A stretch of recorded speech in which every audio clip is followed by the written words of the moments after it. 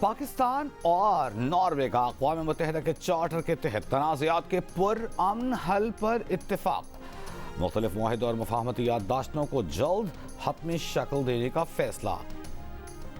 پاکستان نے ناروے کو بھارت کی جانب سے سنتاس معاہدہ، مسئلہ کشمیر اور اقوام متحدہ کے سلامتی کونسل کی قراردادوں کی خلاف ورزی سے بھی آگاہ کیا۔ نائب وزیر اعظم اسحاق ڈار نے ناروے کے وزیر خارجہ کے ہمراہ پریس کانفرنس میں کہا کہ بھارت نے سنتاس معاہدہ معطل کر کے پہلے سے کشیدہ صورتحال میں نئی جہت پیدا کی۔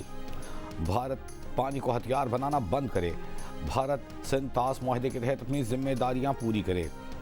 نائب وزیر اعظم اور وزیر خارجہ اسحاق ڈار نے مزید کہا کہ پاکستان اور ناروے دونوں ملکوں نے دفاع، تجارت، موسمیاتی تبدیلی سمیت مختلف شعبوں میں تعاون بڑھانے پر اتفاق کیا ہے۔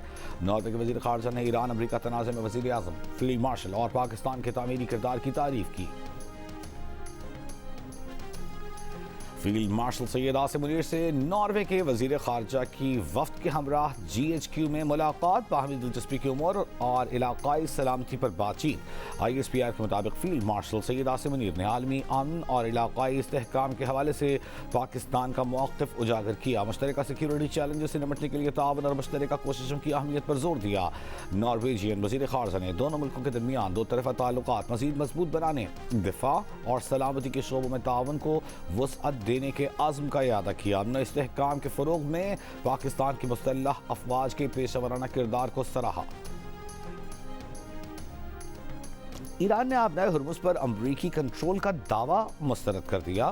ایرانی وزیر خارجہ عباس ارغچی نے کہا کہ ایران کے خلاف جنگ میں امریکی انٹیلیجنس ناکامیوں کی مثال ہے۔ اب آبنائے ہرمز پر اس سے بھی بڑا غلط اندازہ لگایا جا رہا ہے۔ جعلی خبروں سے زیادہ خطرناک جعلی انٹیلیجنس ہے، محتاط رہیں۔ ایران کی بسیج فورس کے سربراہ حسین طیب نے کہا کہ آبنائے ہرمز ایران کے کنٹرول اور انتظام میں ہے۔ خلیج فارس واٹر وے مینجمنٹ اتھارٹی نے بھی کہا ہے کہ آبنائے ہرمز بدستور بند ہے، ایران کی شرائط تسلیم ہونے تک اسے دوبارہ نہیں کھولا جائے گا۔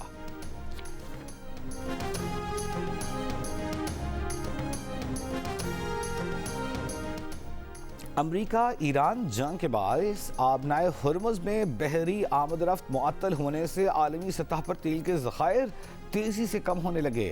ماہرین نے خبردار کر دیا۔ ماہرین کے مطابق صدر ٹرمپ کی جانب سے آبنائے ہرمز پر کنٹرول کے دعووں کے برعکس حقیقت کہیں زیادہ پیچیدہ ہے۔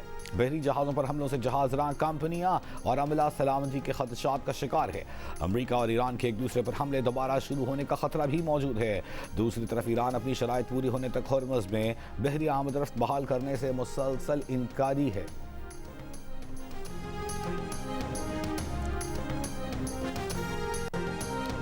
اسلام آباد ہائی کورٹ میں آزاد کشمیر کی صورتحال پر احتجاج پر درج مقدمہ خارج کرنے کی درخواستوں کی سماعت۔ ایڈوکیٹ جنرل اسلام آباد نے کہا مقدمہ ابتدائی مرحلے میں ہے، اخراج مقدمہ کی درخواست دائر کر دی گئی ہے۔ جسٹس محمد آصف نے کہا آپ لوگوں نے بچوں کو جیل میں ڈالا ہوا ہے، کچھ خیال کریں، ہمارے ہی بچے ہیں۔ درخواست گزار کے وکیل نے کہا مظاہرہ کرنے پر فوجداری مقدمہ درج کر دیا گیا، مظاہرین کو پی ٹی آئی یا کوئی اور سیاسی جماعت نہ سمجھا جائے۔ جسٹس خادم حسین سوبرو نے اس پر برہمی کا اظہار کیا، کہا عدالت میں سیاسی باتیں نہ کریں، عدالت کو گلی نہ بنائیں، وکلاء کی عزت عدالت کی وجہ سے ہے، خاموش ہو جائیں، یہ نہ ہو کہ آپ کے خلاف ایکشن ہو جائے۔ عدالت نے کیس کی مزید سماعت 19 اگست تک ملتوی کر دی۔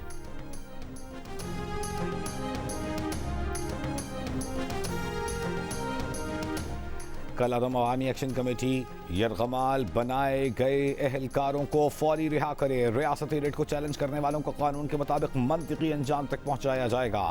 آزاد کشمیر پولیس کے ترجمان ایس ایس پی خاور علی شوکت کی نیوز کانفرنس۔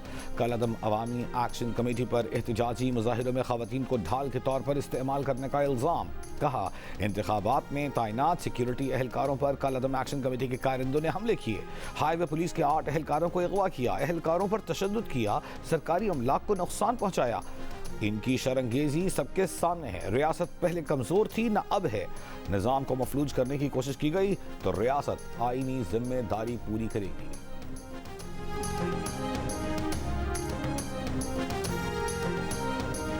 کراچی کی ضلعی عدالت نے ملزمہ انمول عرف پنکی کی 3 مقدمات میں برئیت کی درخواستیں منظور کر لی۔ گزری تھانے میں منشیات کے مقدمات کی سماعت کے دوران وکیل صفائی نے کہا کہ مقدمے میں 2 ملزمان پہلے ہی بری ہو چکے. شریک ملزمان کے بیانات پر ملزمہ کو مقدمے میں شامل کیا گیا تھا.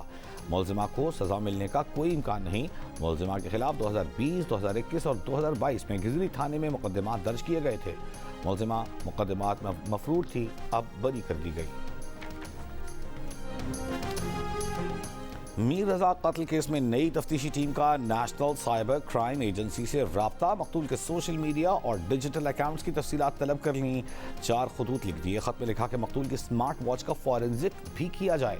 سمارٹ واچ گزشتہ روز NCCI کے حوالے کی گئی تھی. دوسری جانب مقتول کے اہل خانہ کا گھڑی کا فورنزک NCCI کی بجائے لاہور فورنزک لیب سے کروانے کا مطالبہ. اہل خانہ کے وکیل جبران ناصر نے کہا کئی روز سے میر رضا کی سمارٹ واچ سابق کمیٹی سربراہ کے پاس تھی، جس کے باعث اس میں ٹیمپرنگ کا امکان ہے. فورنزک لاہور سے کروایا جائے. میر رضا کیس میں تحقیقاتی ٹیم کا فیروز آباد تھانے میں اجلاس ختم. ٹیم کا میر رضا کے اہل خانہ اور حراست میں لیے گئے 21 افراد کے بیانات ریکارڈ کرنے کا فیصلہ. اجلاس کے بعد نئی کمیٹی کے سربراہ اراکین کے ہمراہ جائے وقوع گئے. نرسری کے عملے سے تفصیلات حاصل کیں.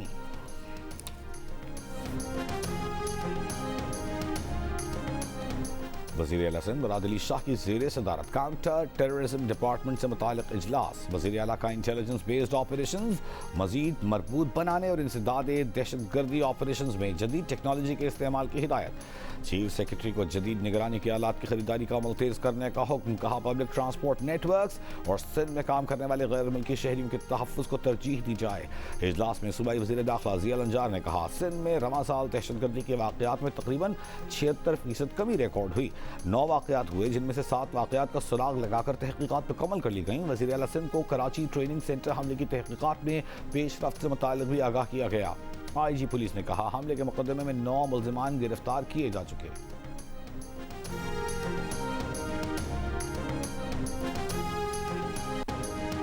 وفاقی حکومت کا ملکی ضروریات پوری کرنے کے لیے 10 لاکھ ٹن گندم درآمد کرنے کا فیصلہ برقرار. نائب وزیر اعظم اسحاق ڈار کی زیر صدارت گندم سے متعلق اجلاس میں صوبوں کے ضروریات اور مطالبات کی روشنی میں گندم کی صورتحال کا جائزہ لیا گیا. اعلامیے کے مطابق 10 لاکھ ٹن گندم کی درآمد سے عوام کو ریلیف فراہم کیا جائے گا. گڈز ٹرانسپورٹرز کے وفاقی اور صوبائی حکومتوں سے مذاکرات آج بھی ناکام. ہڑتال 6 روز بھی جاری. لاہور میں منی مزدا ایسوسی ایشن کا ہڑتال سے لا تعلقی کا اعلان. دوسری جانب گڈز ٹرانسپورٹ کی ہڑتال کے اثرات بڑے شہروں کی منڈیوں میں پہنچنے لگے. لاہور میں مال بردار گاڑیوں کی آمد 100 سے کم ہو کر 10 تک آ گئی. سبزیوں، آٹے، دالوں کی قیمتوں میں اضافہ. پشاور میں 20 کلو آٹے کا تھیلا 150 روپے اضافے سے 3150 روپے کا ہو گیا. دالوں کی قیمت میں بھی 15 سے 20 روپے کا اضافہ دیکھنے میں آیا. کوئٹہ میں پیاز کی فی کلو قیمت 100 سے 180 روپے جبکہ مرغی کی قیمت 50 روپے بڑھ کر 550 روپے فی کلو تک پہنچ گئی. ہڑتال کے باعث ملکی برآمدی شعبے کو تیار مصنوعات بندرگاہ تک پہنچانے میں دشواری کا سامنا.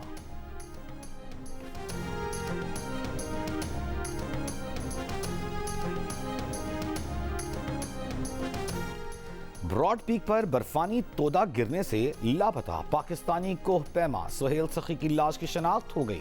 ایلپائن کلب کے مطابق سہیل سخی کی میت آرمی ایویشن کے ہیلی کاپٹر کے ذریعے اسکردو منتقل کی جائے گی. بیس کیمپ ذرائع کے مطابق سہیل سخی کی لاش براڈ پیک ٹریکنگ کے لیے جانے والے پورٹرز کو ملی. سہیل سخی کا تعلق ہنزا سے تھا.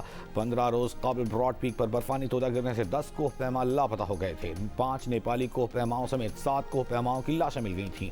ایک نیپالی کوہ پیما اور امریکن خاتون کوہ پیما تاحال لاپتہ ہیں.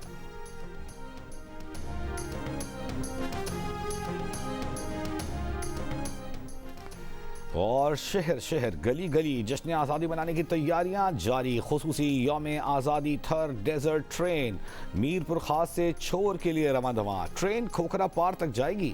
ٹرین میں غیر ملکیوں سمیت 165 مسافر سفر کر رہے ہیں. کند کوٹ میں اسکول کے بچوں کی ریلی، جیکب آباد ٹھٹا میں ریلیاں، 4 میں طویل قومی پرچم کی نمائش، ہنگو میں قومی پرچموں کے سٹالز پر بچوں کا رش، کوہلو میں جشن آزادی کی مناسبت سے ریلی، جیوے جیوے پاکستان کے نعرے.